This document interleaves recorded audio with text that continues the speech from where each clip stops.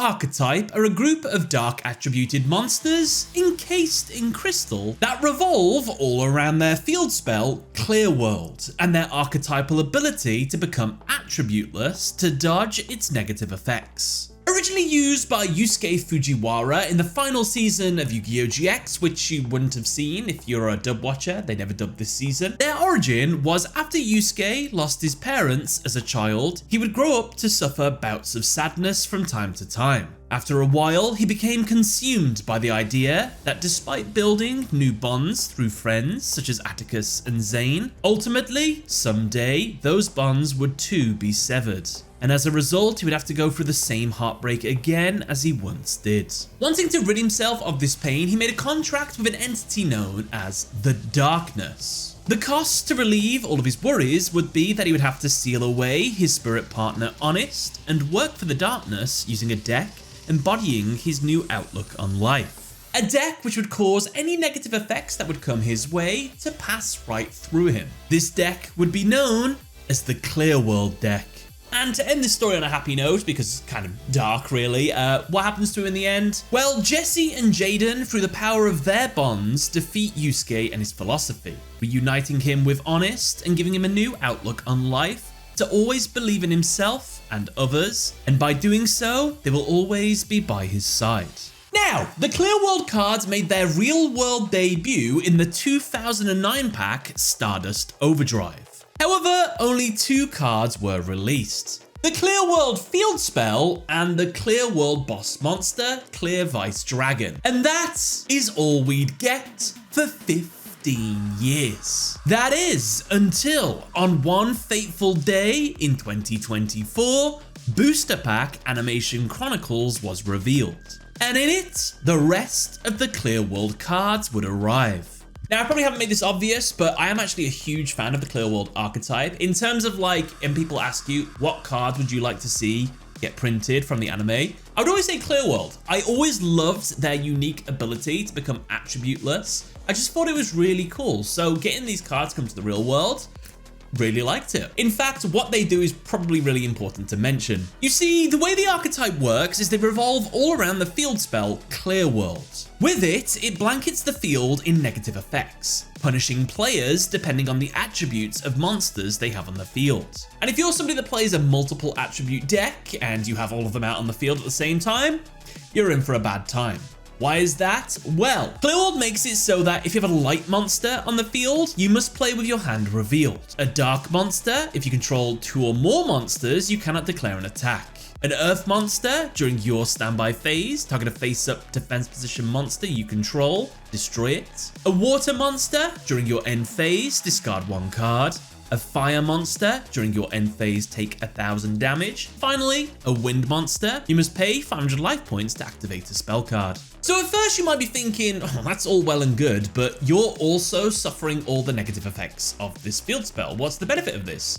Well, that's where the archetypal ability of the clear monsters come in. You see, the clear monsters have the ability to remove their own dark attributes, making them have no attribute at all. This is shown design-wise in their artworks by the fact that they are encased in crystal clear prisms. The significance of this is how, scientifically, if something is clear, it means it has no color and can be seen through because it transmits all wavelengths of light without absorbing any, making it appear colorless. This is cool because each attribute in the Yu-Gi-Oh card game has its own unique color associated with it. The clear monsters are essentially transmitting those attributes through them instead of absorbing them, making them attributeless. So due to this, they are immune to all attribute-based effects that would affect them, including their own field spell.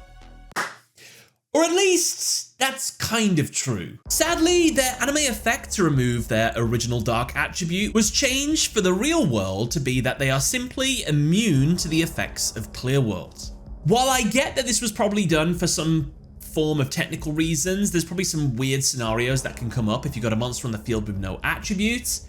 I'm really disappointed by it. I feel like it was a real core part of what made them really unique and special. I mean, would it have been so bad to just have this one archetype that is completely immune to all attribute abilities in the game kind of thing? Like your opponent flips up a Gozen match, You've got no attributes on the field, it doesn't hurt you at all. Your opponent activates super polymerization. They would have used 2 dark monsters on the field to make, I don't know, Starving Venom Fusion Dragon or like a Mud Dragon or something like that. Oh, they can't. Your monsters have no attributes. They can't check the attributes, so they can't use super polymerization on it. I think that would have been unique. I understand why they didn't do it. Am I upset by it? A little bit. Do I still like the deck? I do like the deck still. It's still cool. So with their backstory and playstyle all laid out, well, what are the monsters in the archetype? Well, first things first, all monsters in this archetype share the archetypal effect of being unaffected by the effects of Clear World. So just assume that for all the rest we're going to talk about today. Clear Phantom. You can discard 2 cards, including this card, add 2 cards from your deck to your hand that are either Clear World and or spells or traps that mention it. If this card is destroyed, you can target 1 monster your opponent controls, destroy it. And if you do, send the top 3 cards of their deck to the grave.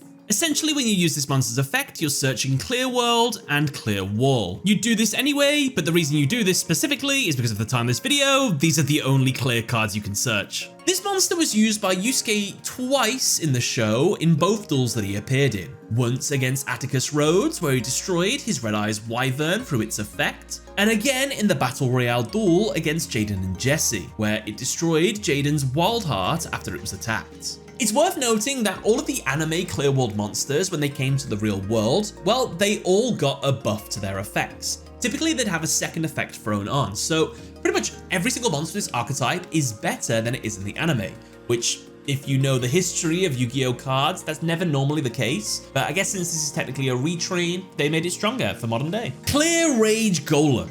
If this card is normal or special summoned, you can activate this effect. Your monsters that mention Clear World can attack directly this turn. When this card inflicts battle damage to your opponent, you can inflict 300 damage to them for each card in their hand. Clear Rage was also used in both of Yusuke's duels. Though it was only ever able to use its burn damage effect against Atticus, it and Clear Phantom were both banished in both duels in order to use the card Clear Sacrifice in order to summon the same monster, Clear Vice Dragon. And fun fact, by the way, Clear Sacrifice is one of only 2 clear cards that haven't been printed for the real world. And it has the effect: reveal a level 5 or higher clear monster in your hand, remove from play clear monsters from your graveyard equal to the number of monsters needed to tribute summon the revealed monster. You can normal summon that monster without tributing this turn. So what are we summoning out with this card? Well, the boss monster of the archetype, Clear Vice Dragon. If this card attacks an opponent's monster, the attack of this card becomes twice the attack of the attack target. During damage calculation only, if this card would be destroyed by an opponent's card effect,